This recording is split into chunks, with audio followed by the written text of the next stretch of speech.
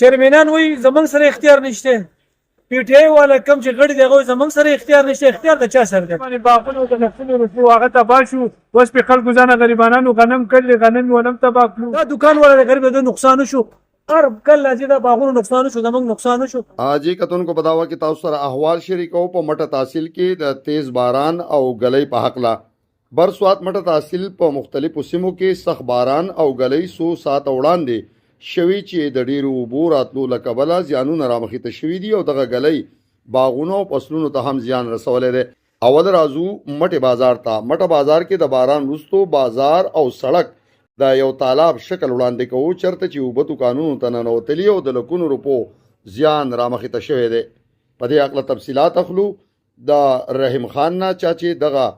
پورا باران کې بهترین کوریج هم کړی دی. جی رحیم خان تفصیلات راکړئ. جی بالکل امداد صاحب، تاسو ته معلومه ده چې کله هم باران وشي، معمولی باران وي، خو دغه کاله چوک کې د اوبو یو تالاب جوړیږي او دغه اوبه چې دي بیا دکانونو ته داخل شي او په دکانونو کې چې مختلف دکانونه دي په هغې کې د خلکو سامانونه د لکونو کرونو روپو کاروبار کوي او دغه سامانونه د اوبو ښکار شي او بیا په دغه کې قیمتي څیزونه چې دي هغه د دې اوبو د لاسه چې دي لکه الکترونیک سامانونه هغه پکې هم نقصان هغې ته ورسېږي. دغه خلک وینا دا ده چې یاره د دې نه مخکې مو انتظامیه په دې اکشن اخیستی و، یو ځای دوکانونه یې مات کړل، هغه کنورټ لارې کولاو کړله، خو کم مین ځای چې دی نه هغوی پرېښودی دی. دوی د اسسټنټ کمیشنر مټه ادریس خان نه اوس په دې موقع باندې غوښتنه کړې ده چې دوی دغه کنورټ په مین روډ چې کوم دی دا د زر ته زره کولاو کړي، دا مسله دې ختمه کړي، ځکه چې ای روز زمونږ دا ستونزې او دا مشکلات موږ ته مخې ته دي. موږ د دې سره نه زمونږ سره حکومت بیا په هغه نقصان کې امداد کوي او نه زمونږ سره دلته کې دادرسي کوي. په دې وخت چې کومه اوبه راله دا تقریبا د ګنټې پورې وه او خلک چې دی د خپل دوکانونو کې دننه لګیا وو، هم یې صفایانې کولې، هم یې دغه اوبه ویستې او ډېر د لویو ستونزو سره مخ وو. نو دا مسلې حل واحد دغه دی چې کوم مین کنورټ دی دا کنورټ دې کولاو کړی شي او په دغه کنورټ د روډ پرس که دغه کنورټ وشي نه د اوبه به چې کله هم راځي نو بیا به دغه کنورټ کې آزاده تیریږي، نو دغه نقصان به نه راځي. جی ډیره مننه رحیم خان موږ سره د تفصیلاتو د شریکولو. بیدره کې د ناتار غلۍ او باران وروستو اوبه کورونو ته ننوتلي دي، سامانونه یې خراب کړي او دغه خلکو د انتظامیې په کارکردګۍ هم سخت ټکونه کړي دي. بیدره کې زموږ همکار فواد خان موجود دی، نور تفصیل داغي نه اخلو. جی فواد خان تفصیلات راکړئ. السلام علیکم همدار صاحب، دا ټیم زه د بیدرې چلګزي هسپتال نه مخکې ولاړ یم چې بیدره کې ډېره زیاته غلۍ او باران وشو، ډېره زیاته اوبه راوتې د خلکو کورونو دوکانونو ته رانوتې ده او باغونه او هر سړی چې دی ډېر زیات هر څه ته ډېر غټ نقصان ورسو. همدار صاحب په دې طرف باندې یو 10 فوټه خوړ وتی و چې بیا د وخت سره هغه خوړ چې دی هغه ختم شو او ټایپ شو هغه خوړ. بیا موږ منډې تړلې وویلې محمد نعیم ام ان ای سویل سلطان او دغه شانټي ام ای مټه د هغو پسې موږ بار بار لاړو. هغو بیا دا خوړ چې دی دوباره یې منظور کو، خو د بدقسمتۍ د لاسه هغو دا چلو کو چې د هغه خوړ نه یې لښتی جوړ کو. هغه خوړ چې دی د 10 فوټه په ځای باندې 4 فوټه جوړ کو. بیا چې دی بروس کال چې کومه اوبه راوتې وه هغې ډېر نقصان کړی، نو موږ دوباره راوغوښتو او موږ ورته دا هر سره وښودو چې دا د دې حل دې راوویستی شي، ځکه زموږ دلته باغونه کورونه او کاروبارونه ټول چې تباه او برباد شو.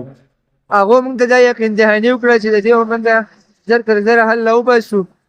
بیا څه کولی، بیا د دې باران د لاسه چې دی هغه اوبه ډېره زیاته سیوا شوه. تاسو کتی شئ چې ډېر زیات نقصانونه یې وکړو. دا ټي ام ای والا راشي د هغه ټیم صفایي وکړي او بیا لاړ شي چې بیا اوبه شي، نو بیا دغه شان دی باغونو ته او دا هر سره چې دی مکمل طور تباه او برباد کړي. نو دا ټایم زه ولاړ یم د خلکو نه هم اورو چې دلته کې د خلکو ته څه مسایل دي او څومره نقصانات وشو. چیرمنان وایي زمونږ سره اختیار نشته،